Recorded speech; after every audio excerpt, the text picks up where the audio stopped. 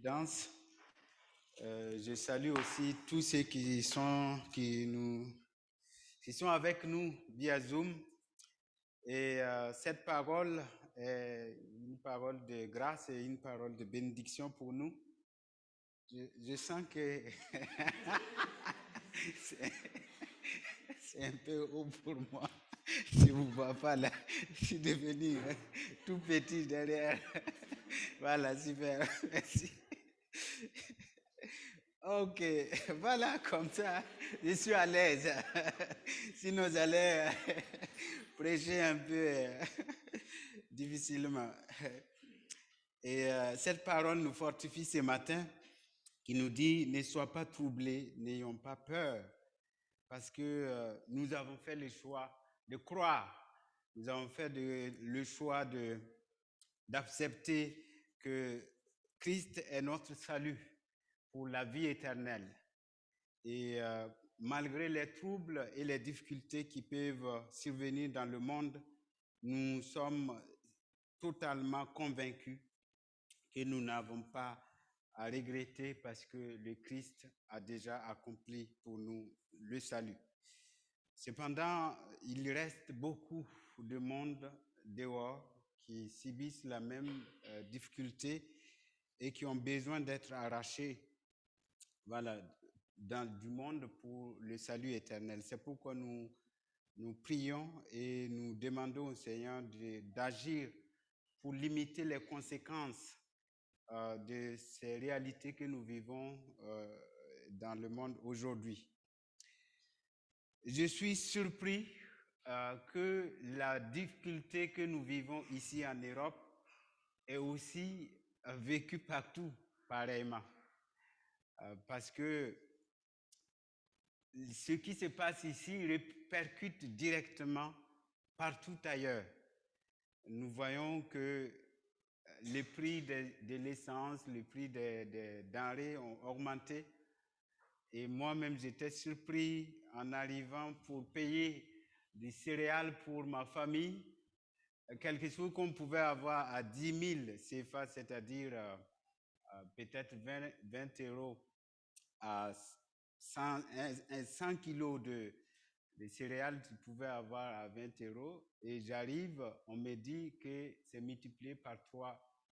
Et d'ici un mois, ça va être multiplié par 10.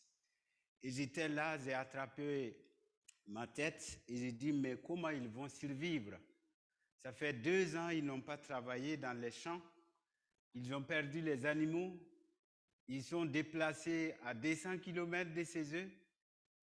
Comment ils vont pouvoir vivre, survivre dans ce contexte-là? Et c'est pourquoi nous allons ensemble réfléchir sur la pratique de la justice qui est comme un geste d'amour que nous pouvons euh, faire vivre dans notre quotidien.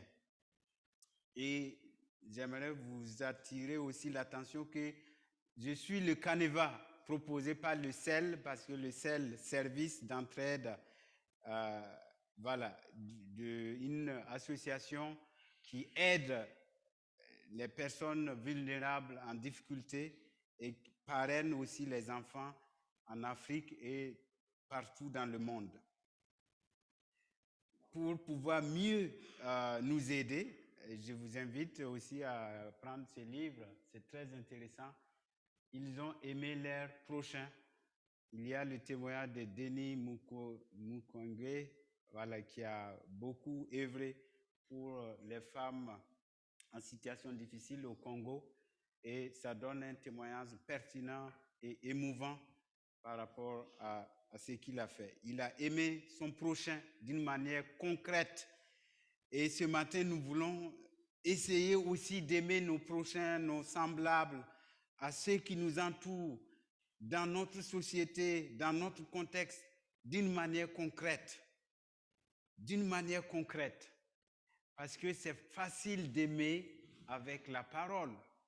C'est facile d'aimer, de dire, oh, j'ai pitié de ces personnes qui souffrent. Mais si la personne est devant nous, avec nous, comment je peux témoigner que je l'aime que je vois Christ en lui et je vois aussi qu'il a besoin d'être sauvé. Matthieu chapitre 8, versets 1 à 4, on va prendre l'exemple de Jésus qui a aimé concrètement, qui a manifesté sa justice d'une manière directe et concrète.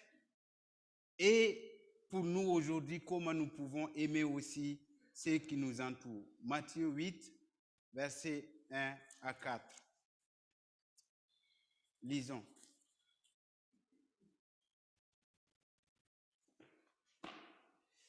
Lorsque Jésus fut descendu de la montagne, une grande foule le suivit.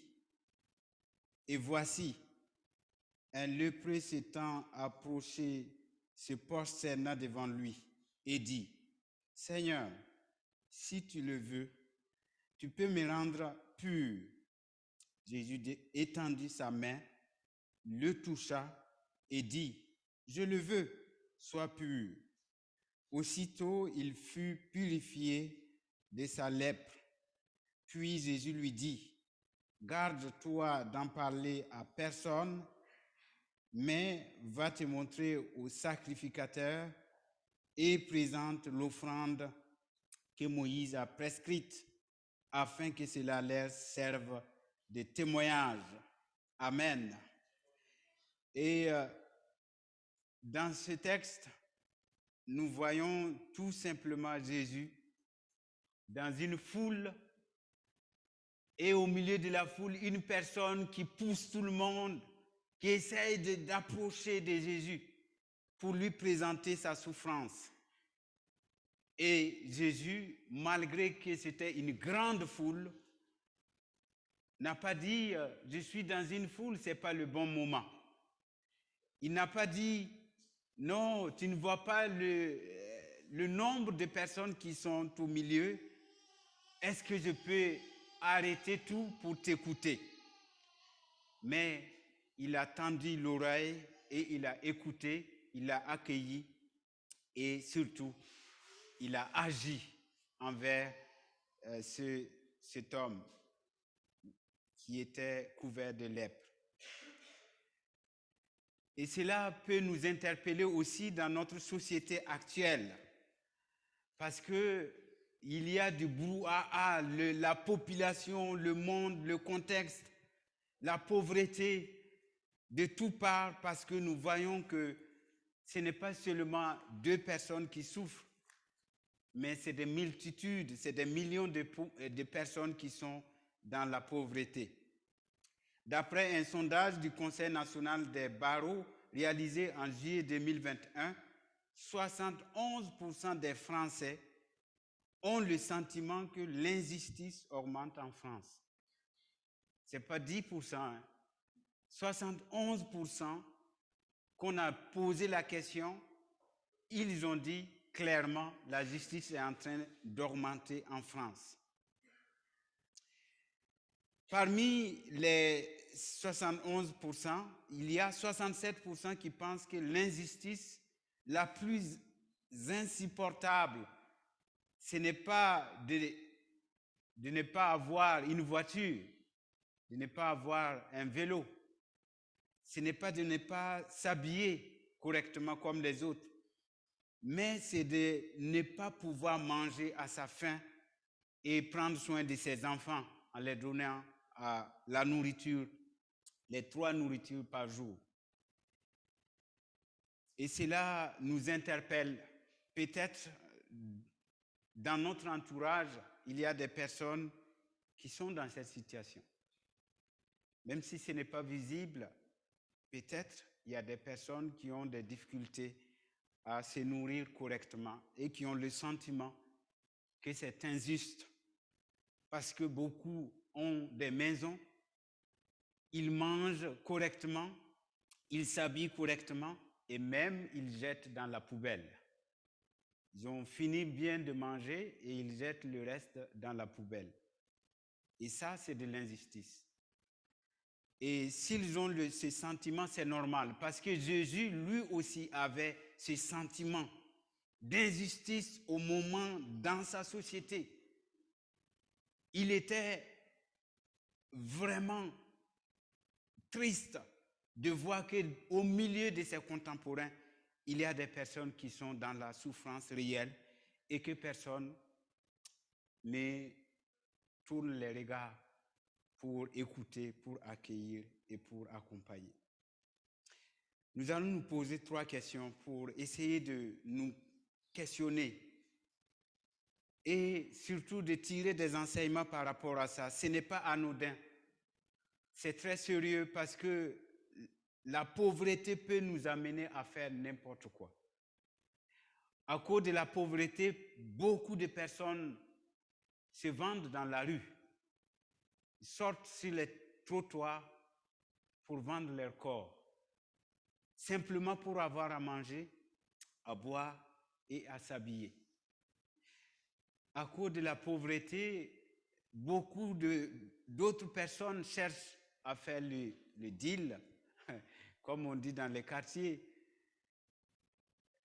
Les jeunes essayent de prendre quelque chose qu'ils ont vu quelque part et aller vendre juste à un prix pour avoir à manger. Comment nous pratiquons la justice avec cette réalité de la pauvreté quotidiennement dans notre vie, avec aussi notre entourage? De quelle manière Jésus a-t-il pratiqué la justice envers ce lépreux que nous venons de voir? Et enfin, comment nous pratiquons la justice dans le cas concret selon ce que Jésus a accompli aujourd'hui dans notre société. Comme je vous ai dit, en étant au Burkina, sincèrement, j'étais triste quand je partais. Parce que j'ai vu la pauvreté augmenter d'une manière épouvantable. De mes propres yeux, en prenant la moto, parce que quand j'arrive là-bas, j'aime circuler en moto, et j'arrive au niveau du feu, j'arrête au feu, et je vois une dame avec son enfant, et l'enfant sous le soleil à 40 degrés, le bébé à 3 ou 4 mois, sous la poussière, et le bébé est en train de tousser, et la femme est en train de le remettre et de l'asseoir dans ses jambes. Et quand j'ai vu ça, j'ai eu des difficultés à démarrer ma moto. Parce que j'ai pensé à mes enfants. J'ai pensé à ma fille de 3 mois que j'ai laissée ici. Et j'ai dit, mais c'est comment je peux, moi, être utile quand je vois ces genres de choses. Et souvent, ça nous dépasse. Ça nous dépasse. Je me suis dit, sauf crier à Dieu. Je crie à Dieu qu'il prenne soin de ces personnes qui n'ont rien demandé. Cet enfant n'a rien demandé de naître dans ces conditions et avec une réalité totalement désastreuse. Et souvent aussi, c'est ce que nous pouvons nous poser des questions. Pourquoi nous sommes totalement dépassés par certaines situations? Et en reprenant mes émotions, j'ai réfléchi à 3 niveaux. Le problème n'est pas forcément la femme que je peux dire pourquoi elle vient s'asseoir ici, prendre cette poussière avec 40 degrés Celsius et ensoleillé de cette manière pour faire souffrir l'enfant. Mais je me suis dit, est-ce que réellement notre société n'est pas en train de s'écrouler?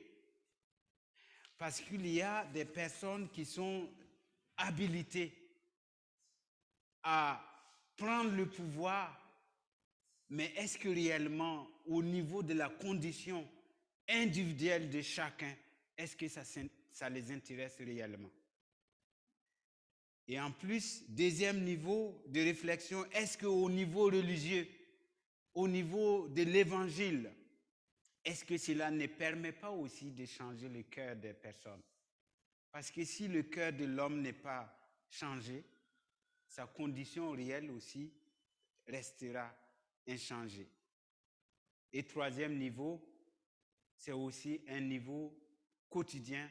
Qu'est-ce que je fais à mon niveau pour changer la situation de certaines personnes? Est-ce que dans mes projets, dans mes choix, est-ce que je pense à ces personnes en faisant aussi mes projets et mes choix quotidiennement? Comment pratiquer la justice avec cette réalité en face? Pour pratiquer la justice, il faut un changement par le Christ. C'est pourquoi nous pouvons voir que les personnes qui ont changé leur environnement en apportant ces témoignages dans ces livres, c'est des personnes qui ont d'abord eu un cœur changé eux-mêmes par l'Évangile. L'exemple de Denis Mukwege qui a aidé ses contemporains, les femmes, à surpasser cette souffrance et à triompher d'une manière visible au Congo, c'est quelqu'un qui a eu un changement de cœur intérieur. Il a été formé en France ici. Il a eu des propositions de prendre un service en tant que docteur chirurgien ici. Mais il a dit, il a vu quelque chose qui lui a travaillé. Je ne peux pas laisser mes compatriotes mourir de cette manière, lâches, et poursuivre l'argent d'une manière parce que je vais remplir mes poches. Et cela a été vécu par l'Évangile, parce que l'Évangile a travaillé son cœur, a changé son cœur et a permis de dire je vais aller, malgré ce que je vais rater ici, je vais aller être au milieu d'eux. C'est là aussi est l'esprit qui parle dans le cœur. Pour pratiquer la justice, c'est ainsi aimer comme Dieu a aimé. 1 Jean 4, verset 16 à 18 nous dit, « Et nous avons connu l'amour que Dieu a pour nous, et nous avons cru à cet amour. Dieu est amour. Si quelqu'un vit dans l'amour, Dieu vit en lui. Si l'amour est parfait en nous, nous pouvons être pleins de confiance pour le jour où Dieu nous jugera. Pourquoi? Parce que notre vie dans le monde ressemble à celle de Jésus-Christ. Jésus a touché le cœur. Jésus, notre Seigneur, a changé le cœur. Et le cœur est sensible à la souffrance de l'autre. Si nous voyons les guerres, les difficultés, comment quelqu'un peut avoir la possibilité et la force injustement de détruire son prochain. Si le cœur n'est pas changé, c'est possible. Si le cœur reste tel, sans l'Esprit de Dieu, sans l'action de Dieu, sans transformation, le cœur est capable de tout faire. Dans le texte que notre frère Gaussou nous a lu, il a dit que Israël était paisible, tranquille. Il ne pensait même pas à la guerre. Mais un peuple s'est construit, s'est levé en disant non, on va faire comploter, on va se mettre ensemble et on va attaquer Israël pour accaparer la population, le peuple et tous ses biens. Et c'est notre monde comme ça.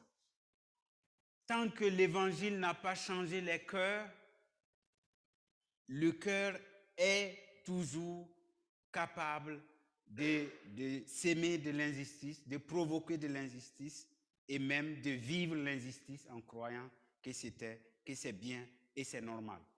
Parce que c'est la loi du plus fort. Quand on est plus fort, on peut dominer sans arrière-pensée. Pratiquer la justice dans la société, c'est prendre soin des personnes vulnérables. Romains 14, verset 17 aussi nous invite aussi à cela. Le royaume de Dieu, c'est la justice. Ce n'est pas le manger et le boire simplement, mais aussi la justice, la paix et la joie donnée par l'Esprit Saint. Si nous sommes sauvés et si nous sommes transformés dans notre cœur, nous allons chercher la justice de Dieu.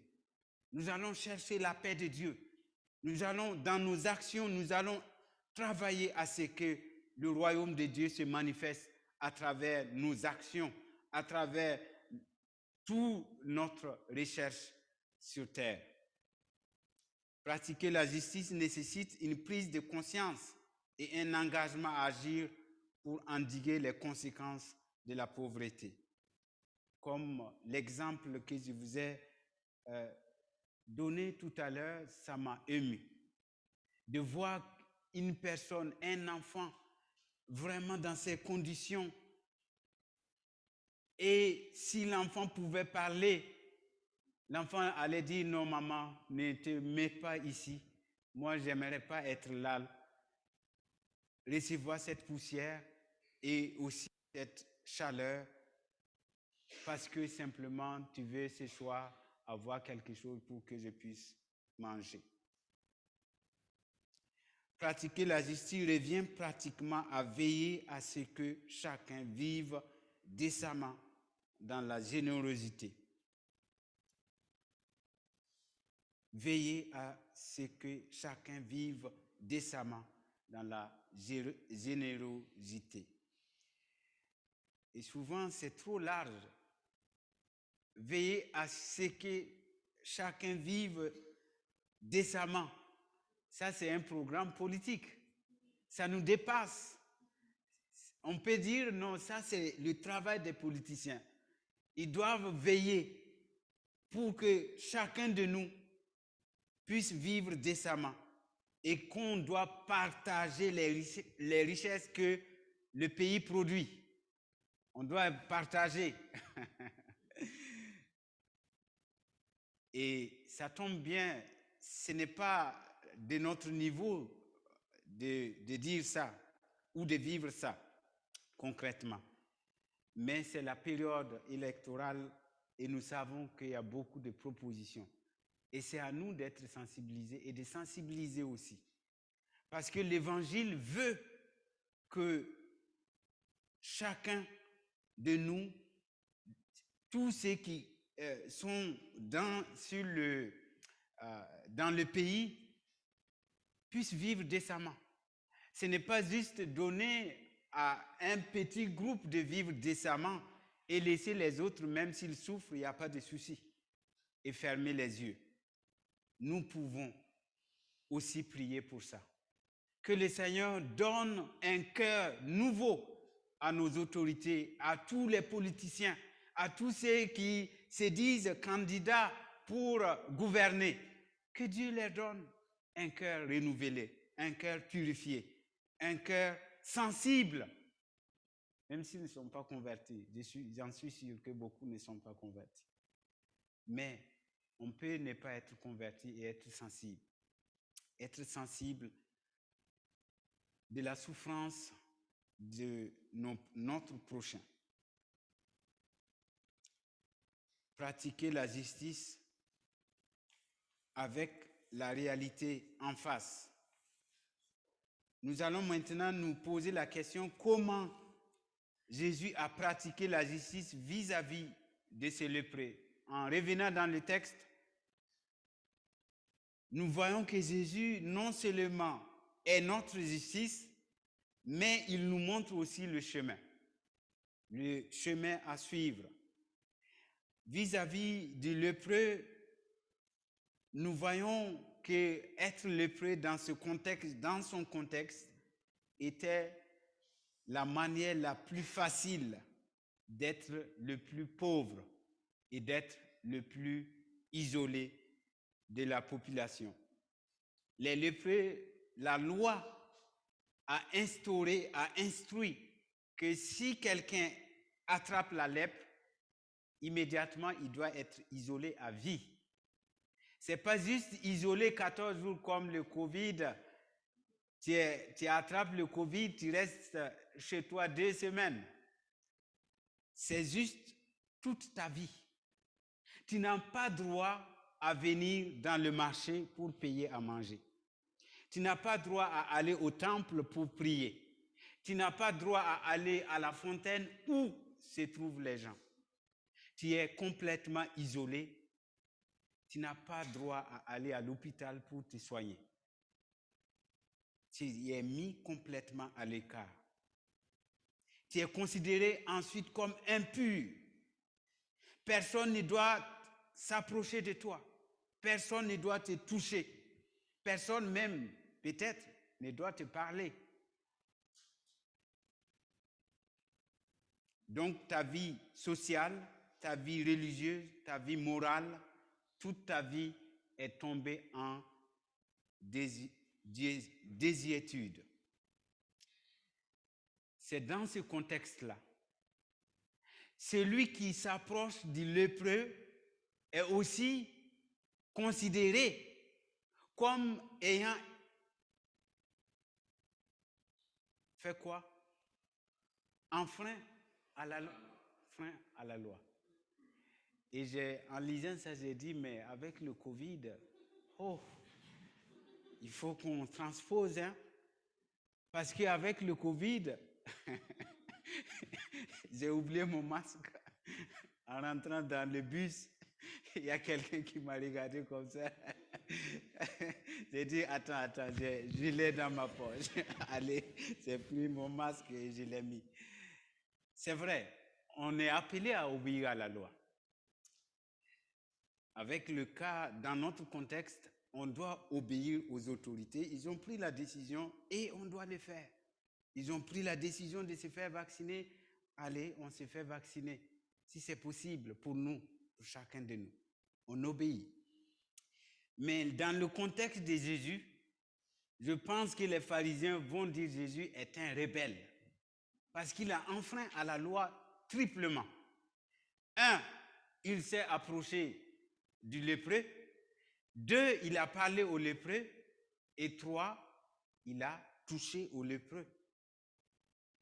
Normalement, les pharisiens devaient dire, Jésus, tu devrais t'isoler toi aussi.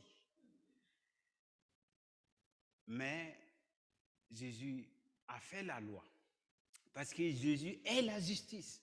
Il connaît la justice. Il sait ce qu'est la justice. Et il sait que ce lépreux a été totalement, injustement mis à l'écart à cause de sa situation de maladie qu'il n'a pas lui-même cherché ou inventé.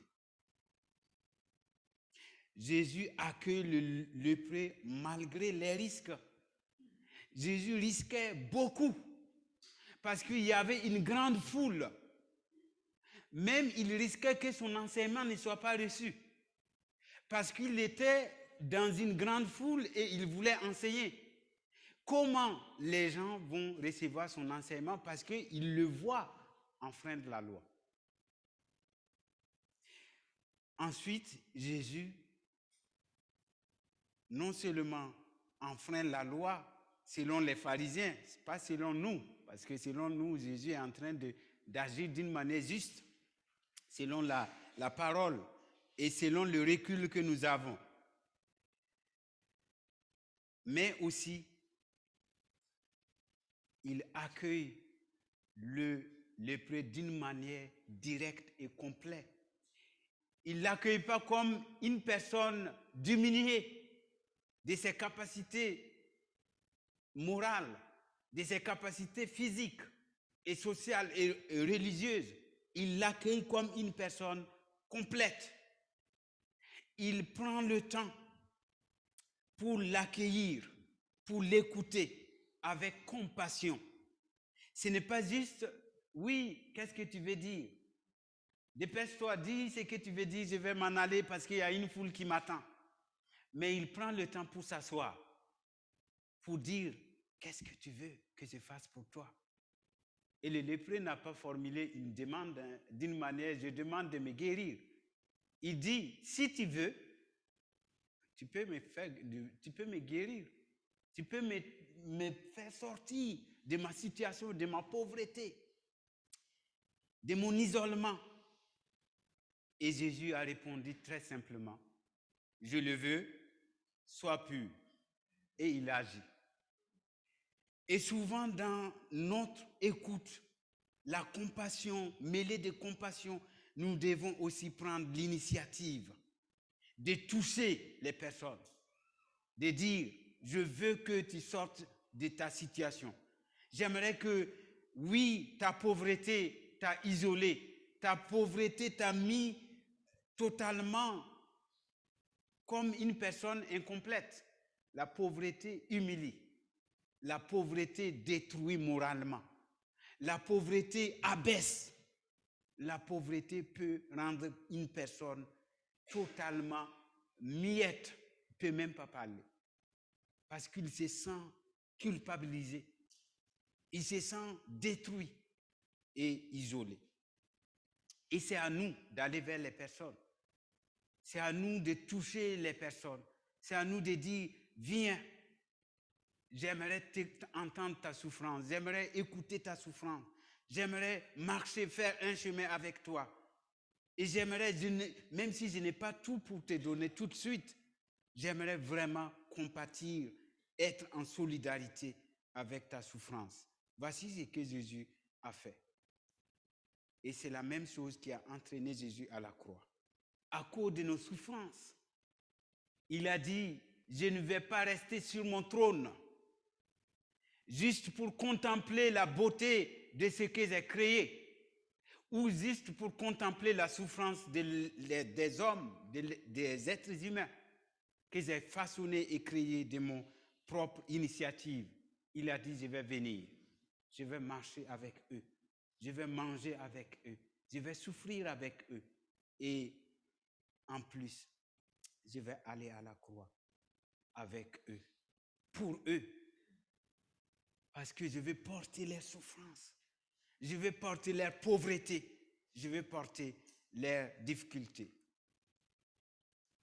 Comment Jésus a pratiqué la justice vis-à-vis de ce lépreux.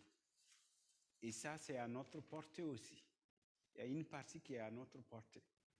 Notre portée, écouter, ça ne demande pas beaucoup d'efforts.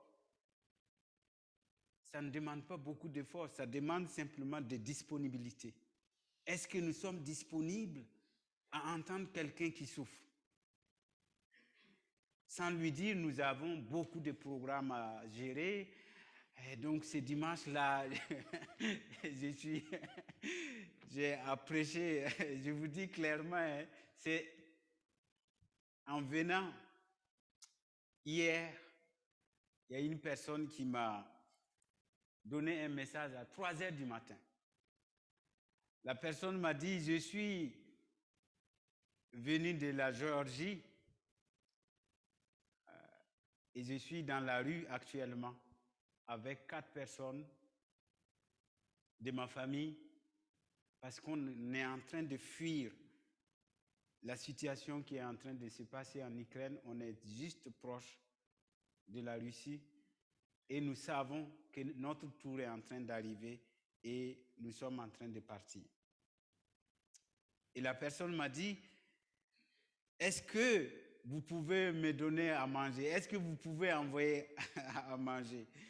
Et là, j'ai dit, 3 heures du matin, tu m'envoies un message juste parce que tu es en situation difficile et tu veux manger. Comment je vais répondre? J'ai dit non, aujourd'hui j'ai un programme là.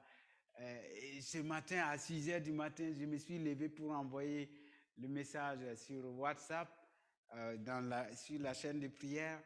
Et j'ai pris le temps de me préparer, prier. Et je suis en train de sortir. Et le programme de ce samedi était dans ma tête. Et quand je suis reparti, j'ai fini ici, je suis reparti, sincèrement, je me suis culpabilisé un peu. Je me suis dit, je n'ai même pas pris le temps. La personne a envoyé le message à 3 heures du matin. Et je me suis focalisé sur mon programme. Et je ne lui ai même pas répondu. Et là, j'ai dit, Seigneur, pardonne-moi. Parce que le message que je suis en train de préparer, je ne suis pas digne. Je ne suis pas digne de dire ça devant tout le monde. Et j'ai commencé à la contacter après. J'ai essayé de contacter pour écouter. Je vais t'écouter. Et elle a commencé à parler. Et j'ai dit, ok, j'ai entendu, après le culte, ou demain, lundi matin, je vais passer chez toi. Je vais passer là où vous êtes. Je vais voir de mes propres yeux. Je vais vous prendre dans ma main. Et je vais prier pour vous et pour votre maman qui est handicapée. Et c'est à partir de ce moment que je me sens soulagé. J'ai dit, Seigneur, merci de m'avoir averti.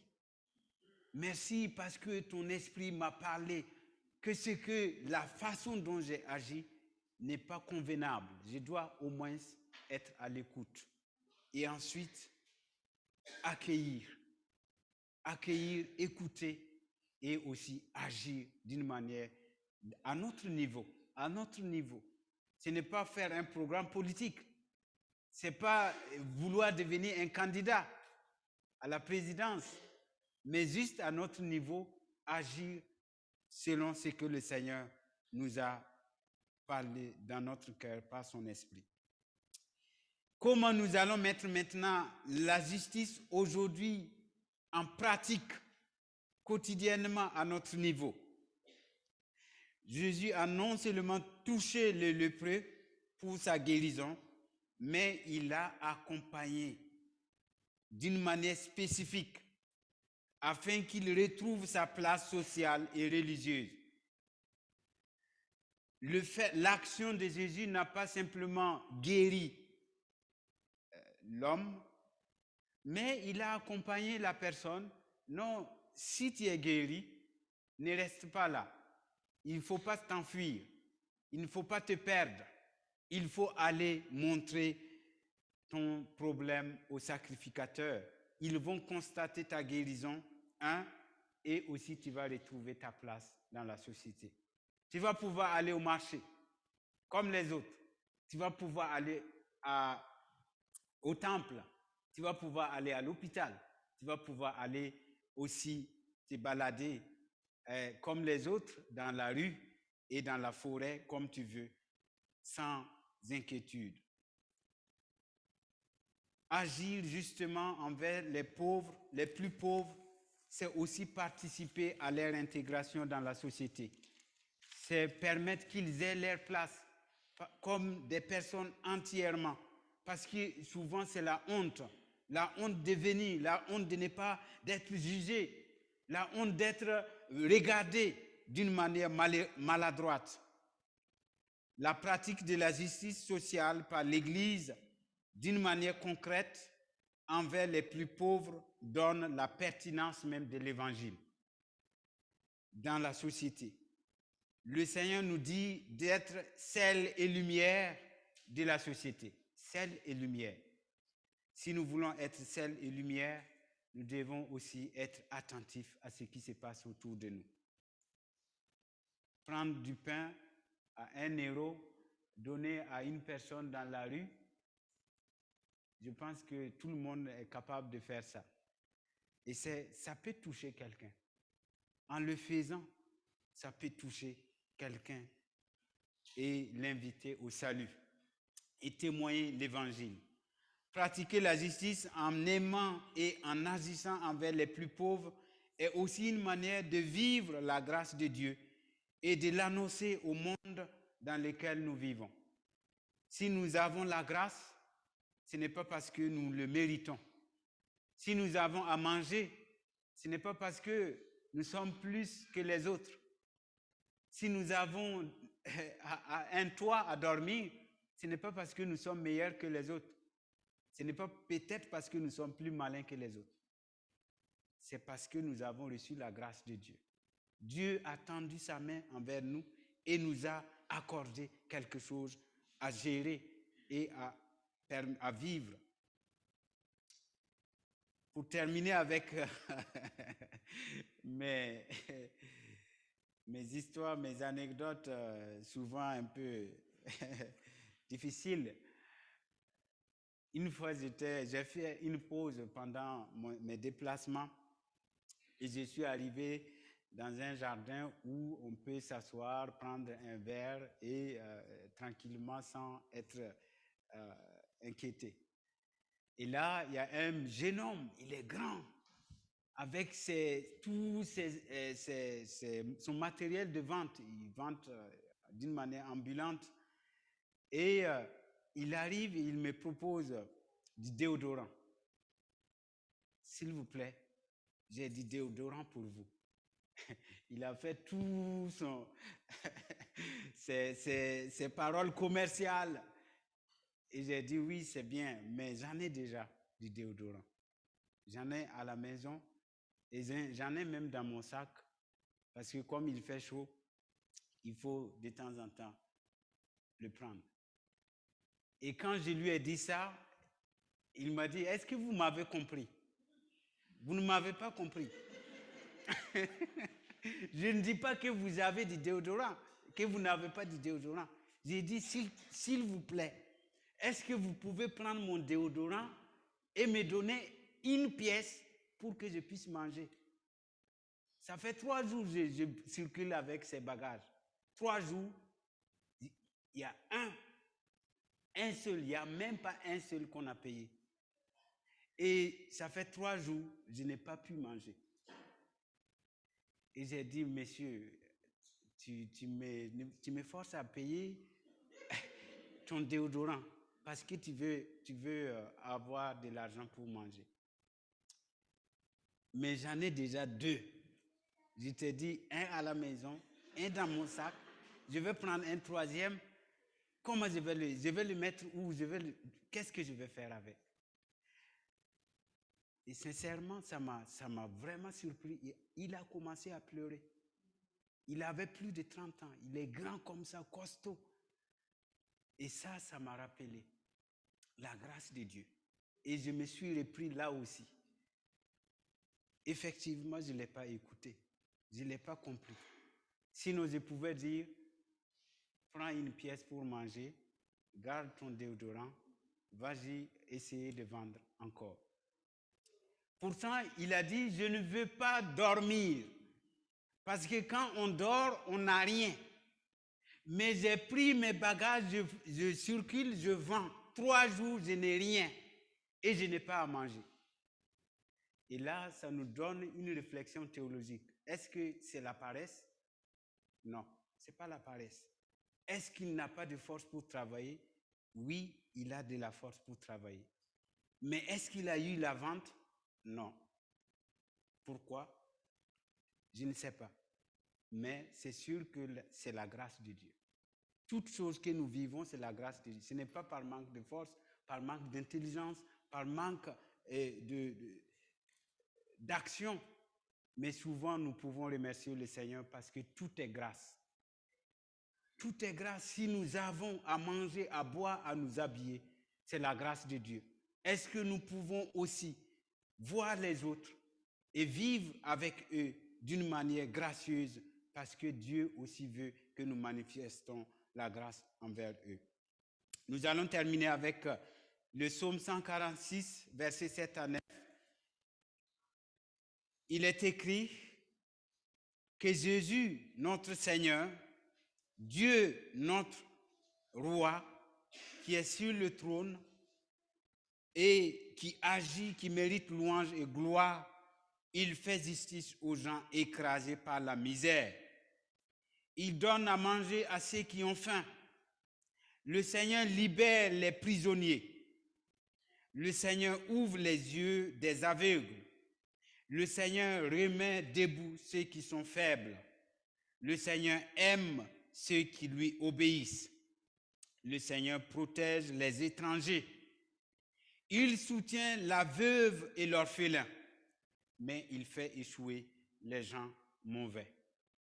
Et ce texte, c'est pour nous dire que notre Seigneur fait miséricorde, il donne à manger à ceux qui ont faim, il libère ceux qui sont prisonniers, il ouvre les yeux des aveugles, il remet debout ceux qui sont faibles, et le Seigneur aime ceux qui obéissent, il protège les étrangers. Il protège les étrangers. Ça doit être un thème politique.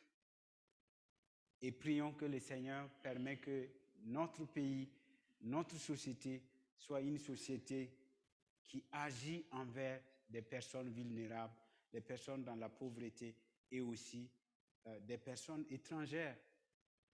Nous voyons la guerre en Ukraine.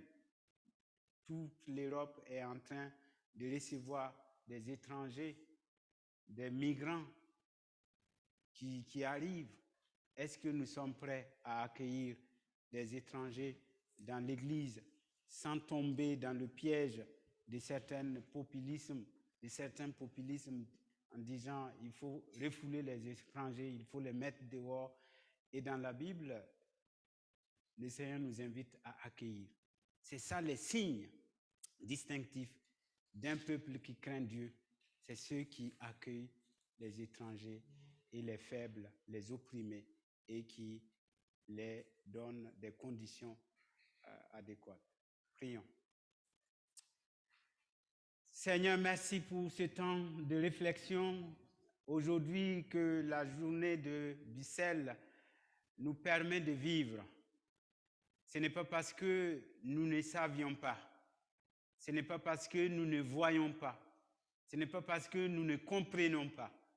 Mais tout simplement, tu veux nous rappeler. Tu veux marquer un instant pour que nous puissions penser à ceux qui sont dans la souffrance, à ceux qui sont particulièrement souffrants de la pauvreté, la précarité qui est en train d'augmenter avec la situation de guerre, des conflits qui sont en train de menacer partout dans les pays. Nous te demandons, Seigneur, touche nos cœurs, transforme nos cœurs, permets que nos cœurs soient sensibles à nos semblables, à nos prochains, à ceux qui nous entourent. Oui, dans nos lieux de travail et aussi dans nos lieux d'habitation, Seigneur, aide-nous à être sensibles. Aide-nous à tendre la main à ceux qui nous viennent en demandant du secours, en demandant, Seigneur, de l'aide.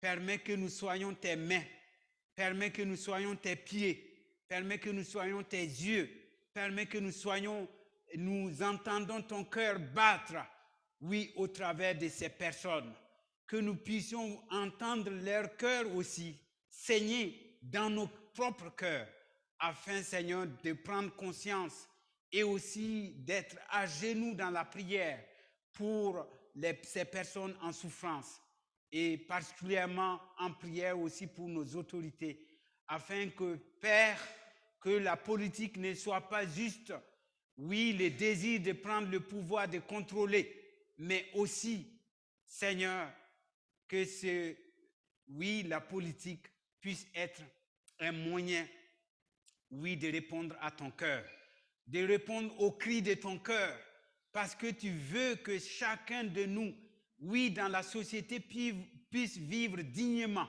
puisse avoir cette justice au niveau social et au niveau, Seigneur, à manger, à boire, à s'habiller et à loger d'une manière décente. Seigneur, nous te prions, Seigneur. Accorde ce pays, oui, des dirigeants qui entendent ton cœur, des dirigeants qui ont un cœur vraiment sensible à la situation, Seigneur, et que ton nom soit béni et glorifié. Merci pour ton Église. Nous voulons rayonner l'Évangile autour de nous. Permets que ton Église soit sensible à cela aussi, que chacun de nous puisse, oui, tendre la main à ceux qui nous viennent en demande, parce qu'ils n'ont pas à manger, parce qu'ils n'ont pas à s'habiller, parce qu'ils n'ont pas de chaussures. Seigneur, aide-nous d'être pragmatiques, Seigneur, à notre niveau, pas au-delà d'une dimension plus grande, mais quotidiennement que nous puissions vraiment être des témoins de ton évangile, comme les personnes, oui, éternelles, qui ont existé dans le même monde et qui ont eu aussi le courage, la force que par ton esprit, Seigneur, pour agir envers les personnes en souffrance. Merci pour ta grâce et merci pour ta fidélité en cette matinée et dans les jours à venir pour transformer nos vies afin de pouvoir transformer la vie des autres personnes qui nous entourent au nom de Jésus. Amen.